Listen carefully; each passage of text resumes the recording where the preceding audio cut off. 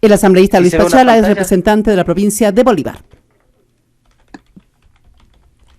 Estamos en la sesión Por favor. 667 del Pleno, en el primer debate del proyecto de ley orgánica de ordenamiento de las finanzas públicas, sobre la base del informe preparado por la Comisión del Régimen Económico y Tributario, su Ahora sí regulación se ve y la pantalla control. compartida. Señor presidente, querido pueblo ecuatoriano, estimados asambleístas, ¿quién no quiere ver un Estado eficiente? Un presupuesto general del Estado determinado de forma técnica y responsable. Un Estado que se endeude con límite, de manera mesurado, responsable, con prioridades del gasto en educación, en salud, que exista disciplina fiscal, que exista ahorro. Eso busca las reglas fiscales. ¿Quién no ha criticado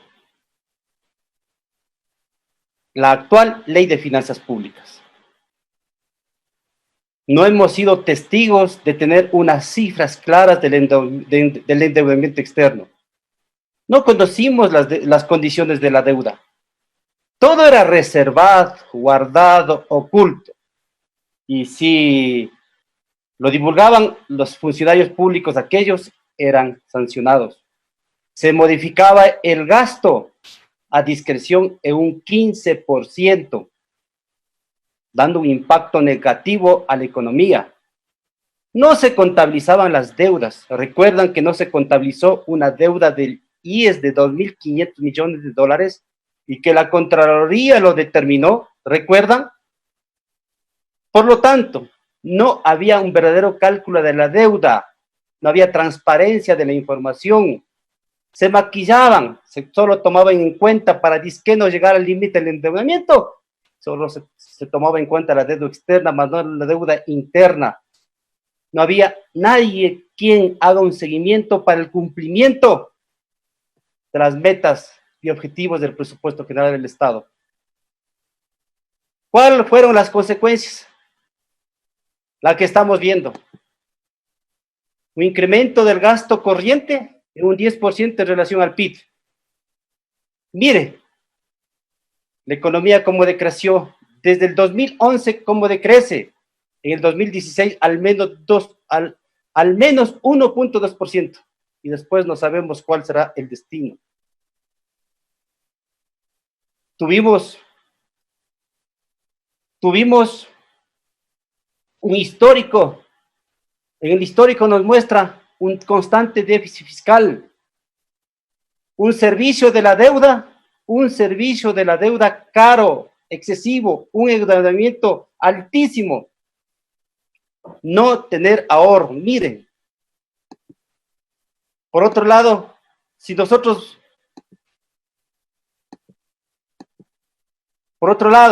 ¿cómo está el valor agregado real petrolero y no petrolero?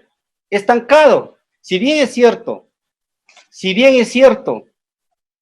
los que producen en el país son principalmente los que están en el sector no petrolero, el sector privado, ellos sostienen la economía.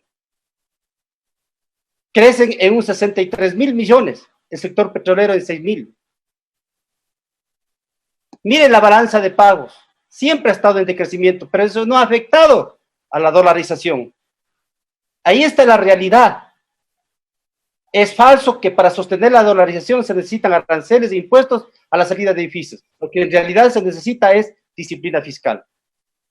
Miren las consecuencias. Hasta el 2006, un promedio del 21% del gasto. A partir del 2006, 44%, 37% en promedio. ¿Cómo se infla?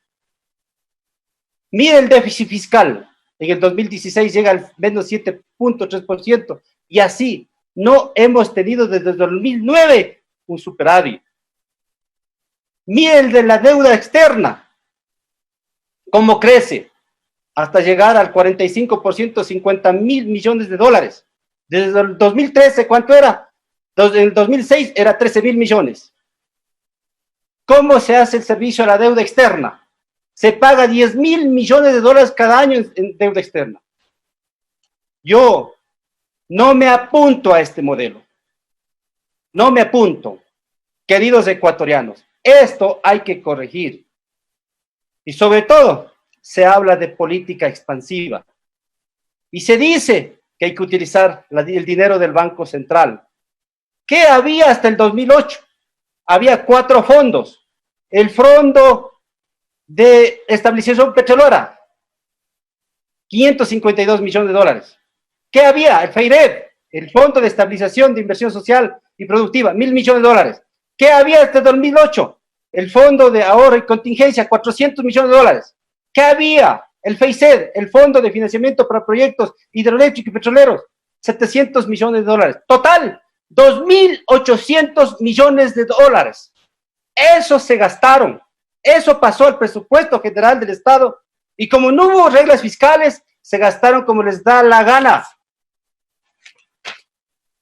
Con un proyecto de ley aprobado, llamado Ley de Recuperación Petrolera.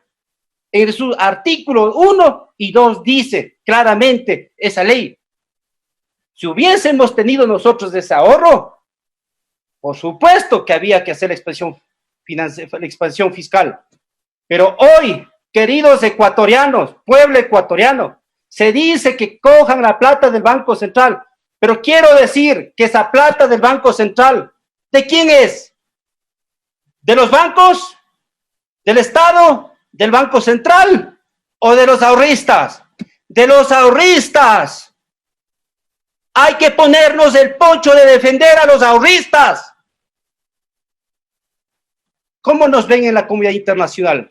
Con decrecimiento, en un menos 6%, 8%, pero también con esperanza, si es que nos ordenamos, en un 3, 4% a 3 años.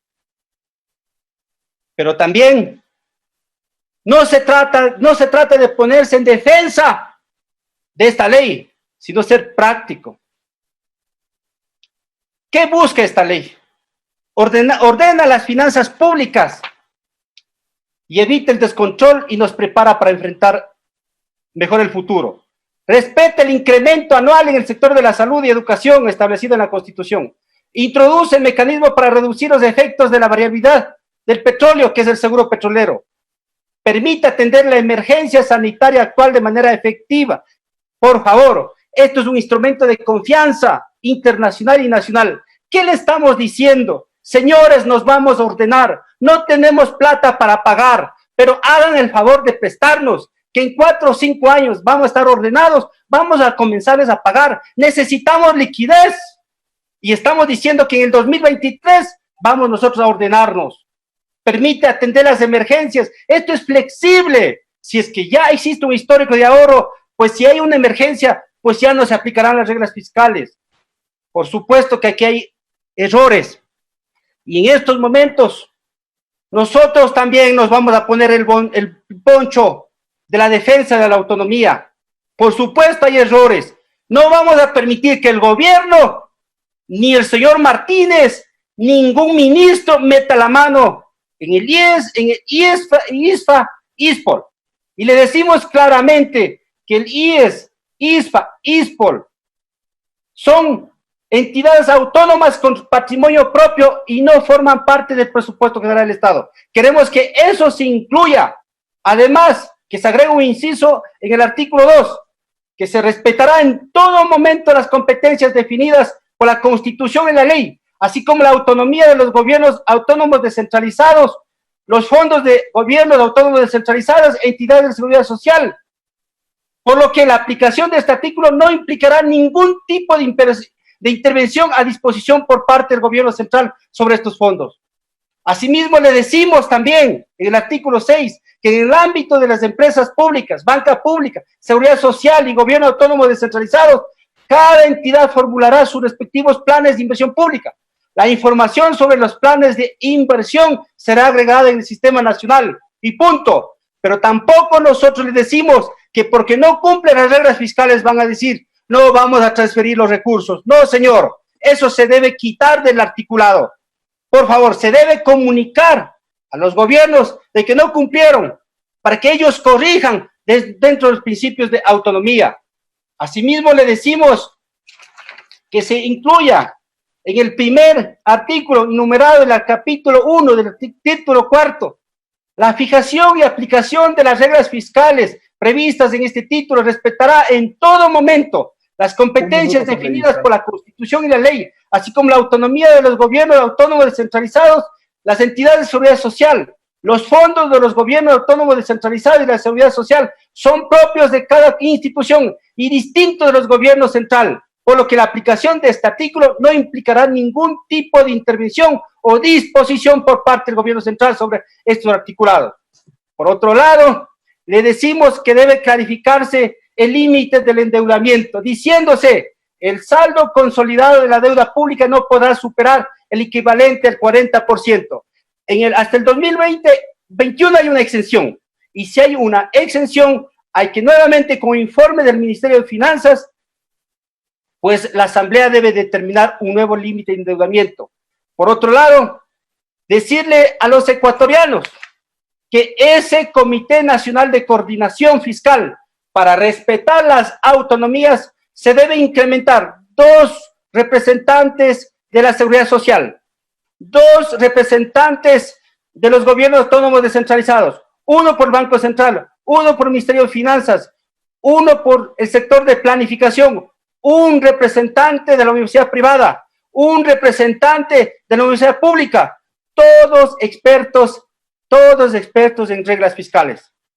Y decirle claramente, finalmente a todos, aquí no podemos dar crisis sobre crisis, ver cucos donde no se debe ver. Debemos ser serios, responsables. Aquí no podemos decir, y eso sí les digo claramente, hay asambleístas estatistas y quieren meter la mano. Ha concluido su tiempo. Quieren meter la mano en el bolsillo de los depositantes, desestabilizando, y eso no vamos a permitir. Y me pongo de pie para defender a los depositantes. Muchas gracias, presidente. A usted, asambleísta Pachala. Tiene la palabra el asambleísta